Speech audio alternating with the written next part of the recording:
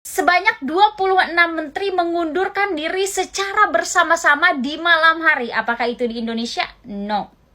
That's right, in Sri Lanka tepatnya. Mari kita bahas sedikit permasalahan yang terjadi di Sri Lanka dari mulai naiknya harga minyak dunia sampai terlilit hutang infrastruktur ke Cina, di mana karena permasalahan tersebut memunculkan kemarahan di kalangan masyarakat sehingga masyarakat turun ke jalan secara bersama-samaan dari mulai demonstrasi berubah menjadi kekerasan. Setidaknya ada dua faktor yang menjadi penyebab krisis di negara yang berpenduduk 22 juta ini. Di antaranya satu, karena permasalahan ekonomi di mana bank-bank swasta Sri Lanka yang kehabisan devisa untuk membiayai impor sehingga menyebabkan kekurangan pangan yang sangat ekstrim. Di mana negara tersebut hanya memiliki cadangan devisa sebesar 2,31 miliar dolar atau setara 33 triliun. Di sisi lain, presiden dari negara tersebut mengakui bahwa negaranya memiliki defisit perdagangan sebesar 10 miliar dolar atau setara dengan 143 triliun. Faktor yang kedua adalah terlilit hutang dan infrastruktur ke China, di mana saat ini negeri tersebut memiliki hutang luar negeri sebanyak 35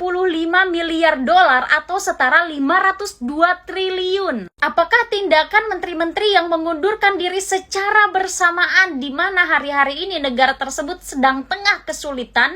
Saat krisis yang melanda negara tersebut, di waktu yang bersamaan, presiden dari negara tersebut harus menyaksikan begitu banyak kekosongan kursi kekuasaan di tengah jajaran-jajarannya. Apakah itu tindakan yang tepat yang dilakukan oleh menteri-menterinya? Menurut pendapatku, tindakan tersebut adalah tindakan bijaksana dan mencerminkan sikap kenegarawanannya karena itu lebih baik daripada ketika satu negara menghadapi satu permasalahan. Seperti permasalahan dalam satu negara di mana hutang semakin hari semakin membengkak, ekonomi rakyat masih merangkak karena terdampak pandemi COVID-19. Terjadi kelangkaan minyak hingga menyebabkan harga minyak naik, BBM naik, solar naik, bensin naik, hingga harga pangan pun naik. Tetapi elit politiknya hanya sibuk menyebarkan baliho-baliho di jalanan dengan tulisan For Presiden 2024 atau hanya sibuk membicarakan penundaan pemilu 3 periode atau amandemen 1945.